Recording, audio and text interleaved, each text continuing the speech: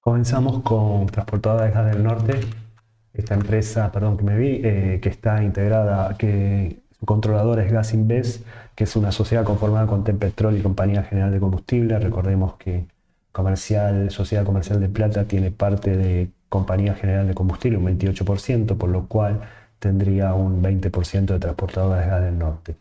Sudercom Energy Holding Company, una empresa inversora extranjera, y Bolsas y Mercados de Argentina, que es BIMA, es decir, la, bueno, gran parte tiene el ANSES, ¿no?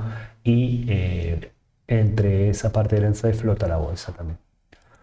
Una cosa que es de novedad que fueron estos días es la provisión de gas a los proyectos mineros que forman más o menos el triángulo del litio o la Puna, Jujuy, Salta y Catamarca, donde existe una fecha estimada para provisión de combustible de que la cuenca nauquina, es decir, todo lo que es el desarrollo de Vaca Muerta, llegue a través de un gasoducto a estos tres provincias, incluido también La Rioja en esta parte.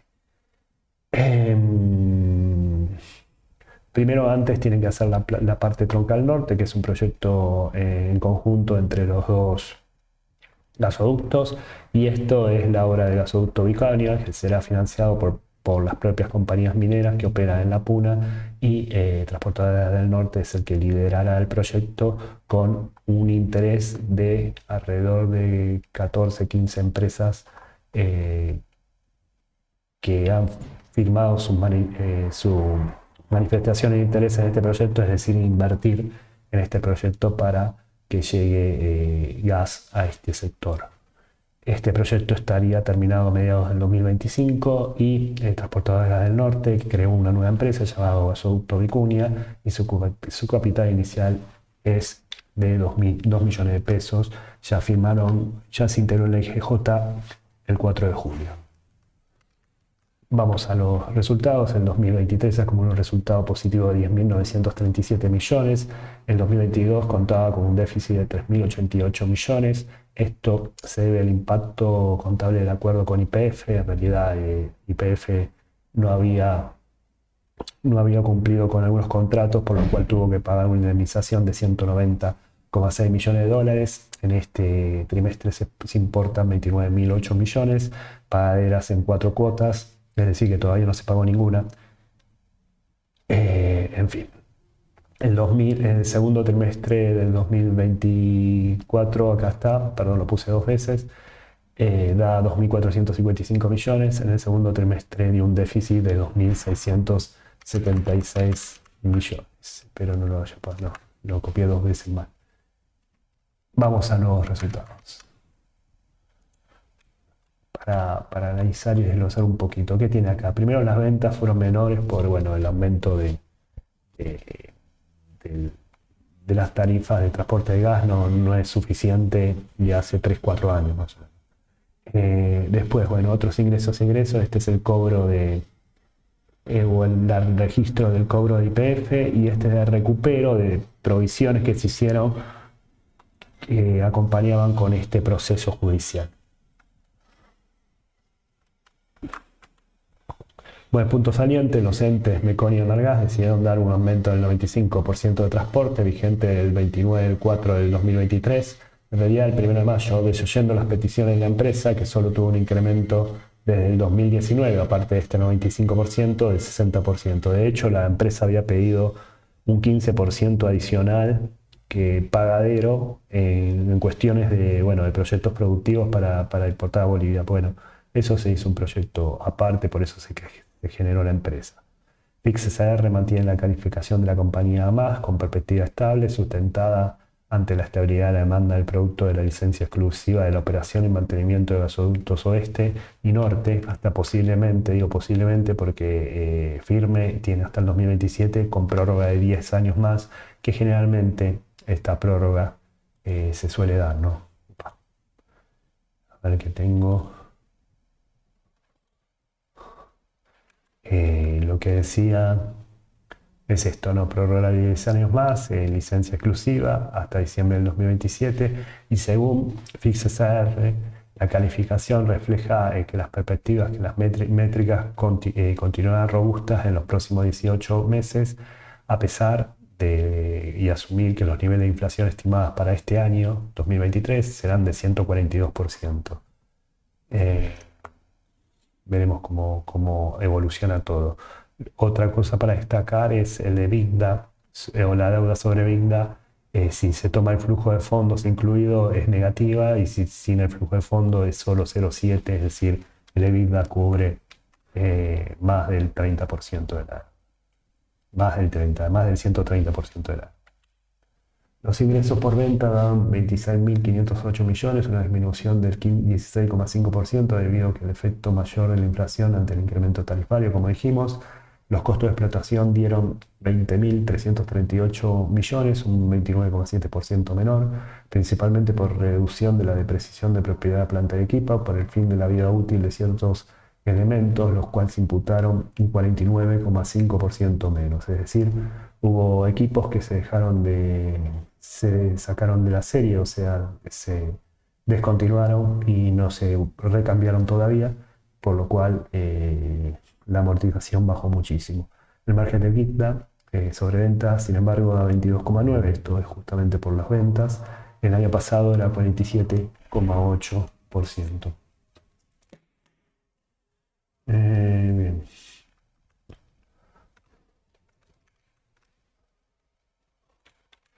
Una cosa acá, lo IPF que no lo dije, las cuotas eran los febreros, 2024, 2025, 2026, 2027, y hay unas cosas que el efecto contable, los resultados ha sido imputado en el rubro otros ingresos y egresos, como lo vimos, y después el recupero de la previsión, ya que hubo una previsión por el proceso judicial, lo cual se recuperó, se creía que iba a estar más, pero bueno, la justicia accedió a favor de TGN.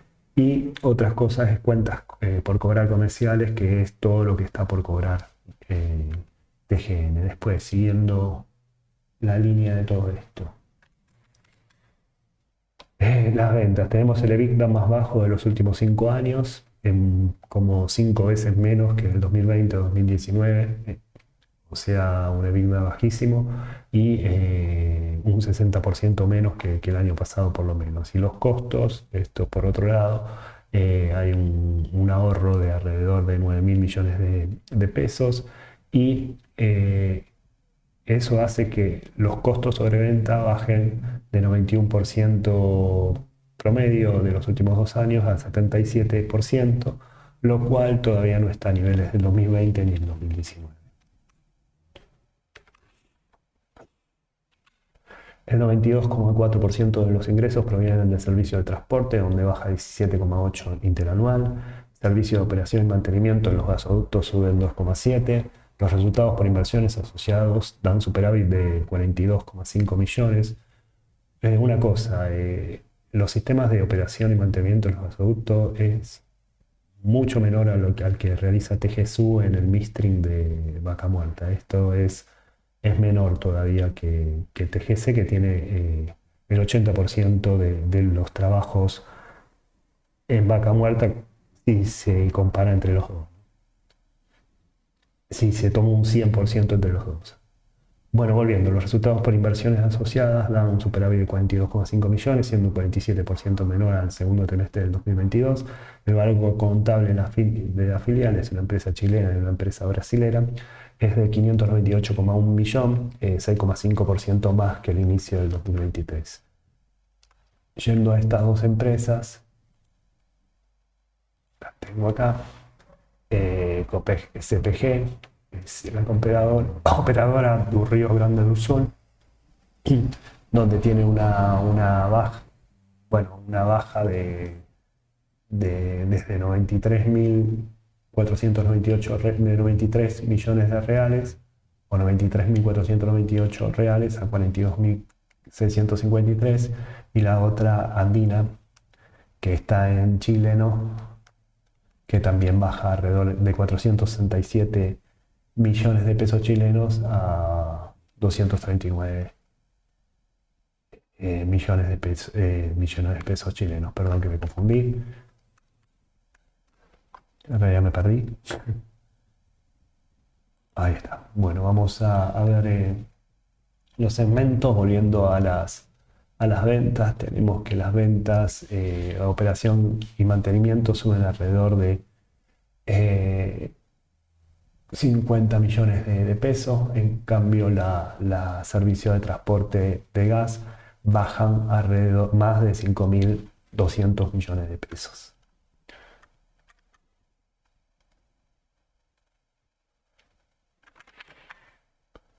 Y las inversiones afiliadas, como dijimos, hay una baja importante por lo dicho, pero hay una suba, esto es por la apreciación de la moneda y de las monedas extranjeras y nada más. Y porque el resultado es positivo. El volumen de gas despachado resultante es de 12.612 millones de metros cúbicos, subiendo 1,9% respecto al año pasado. Es el mayor de los últimos 5 años. Se divide en centro-oeste, que es el que más trabajó, tuvo niveles similares al 2022. En realidad tramos finales. Por eso hay más interrumpible. Ahora ven por qué. Gasoducto que estuvo parado algunas plantas compresoras por el hecho de algunas pruebas del gasoducto Presidente Néstor Kirchner, la más baja en 5 años por trabajo de recondicionamiento y bueno, lo que dije anteriormente, trabajos finales, que son los trabajos más bien interrumpibles y desplazamiento. Es decir, otra forma, da 48,7. Se exportó el 9,8% del total de gas a Chile.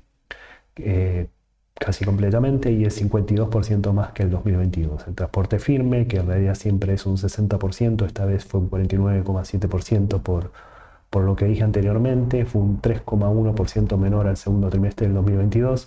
El interrumpible de intercambio y desplazamiento, en cambio, sube un 7,1%.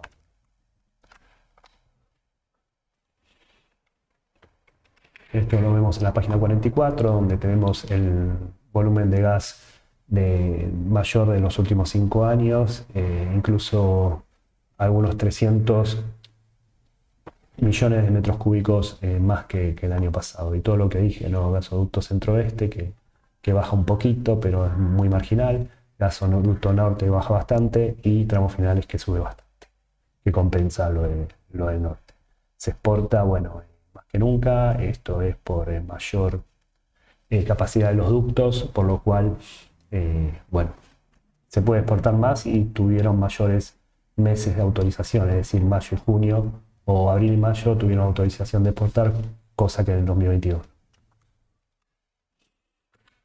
Los gastos por naturaleza dan 29.514 millones, bajando un 14,3% por menores imputaciones en depreciaciones, como dijimos anteriormente. El costo de personal es de 5.710 millones, subiendo 22,5% por incrementos salariales otorgados como compensación de la inflación. Se incluye 2.454 millones en concepto de juicios y gastos judiciales por el tópico con YPF, y donde se incluyen otros ingresos y egresos, sumando 30.214 millones. Esto es bueno, tenido de indemnización por YPF. El año pasado restaba 69,5 millones. Esto es una diferencia de 30.300 millones entre un año y otro, ¿no?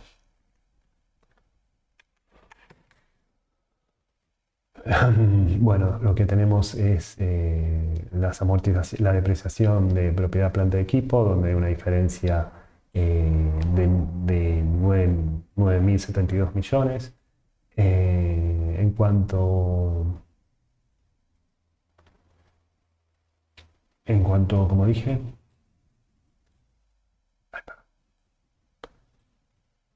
bueno, 8.000 millones, digo, no hay ninguna diferencia. Después, bueno, baja mantenimiento de reparación, esto por tener menos maquinaria, suben las remuneraciones, bueno, lo que dije.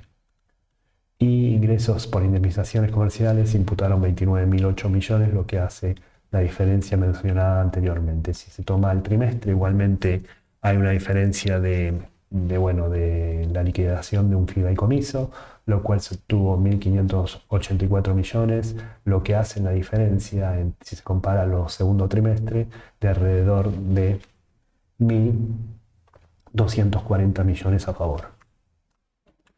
Los saldos financieros arrojaron un déficit de 12.501 millones. El año pasado restaban 8.857 millones, esto por descuento a valor presente por el no cobro en 2023 de YPF. Los préstamos dan 14.100 millones, una baja del 5,2 interanual. La posición en moneda extranjera es un positivo de 70.591 millones, un 41,5 mayor del inicio del 2023. Y el flujo de fondos es de 3.237 millones, donde se descuenta lo que no se cobró, por eso fue un 69,1% menor al año pasado. Bueno, los resultados financieros está resultado de descuento del valor presente, que esto es restar lo que se pierde de cobrar, vendría a ser. Siguiendo lo dicho, bueno, los préstamos, está con un préstamo de Banco Itaú que por el dólar no aumentó hasta junio, tanto como la inflación, medio que se desfasa eso en pesos. En moneda extranjera tenemos otras cuentas por cobrar, vendría a ser la deuda que tiene el juicio de YPF, 46.2 millones contra 1,7 millones y bueno, y el pasivo nada más. Por eso hay mayor posición en moneda extranjera, mayor superávit. Y como dije, bueno, está dado por cuentas y otras cuentas por cobrar, donde hay diferencia de 7.000 millones o de 11.000 millones, nada más acá. Y por último, como dije, como también anticipé, se descuentan 29.000 millones de pesos. Esto hace actividades operativas, después se compensan con otras, ¿no? Valores residuales a la baja y todo eso. Lo que hace que igualmente se baje de 10.491 millones a 3.237 millones.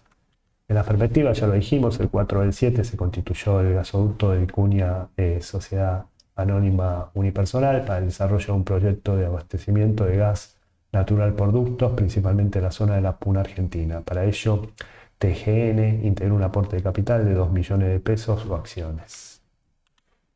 La liquidez va de 2.38 a 2.11, la solvencia de 3.54 a 3.40, el valor del libro es 471,4, la cotización bajó en este trimestre 658,50, lo cual todavía tiene un PER de alto, ¿no?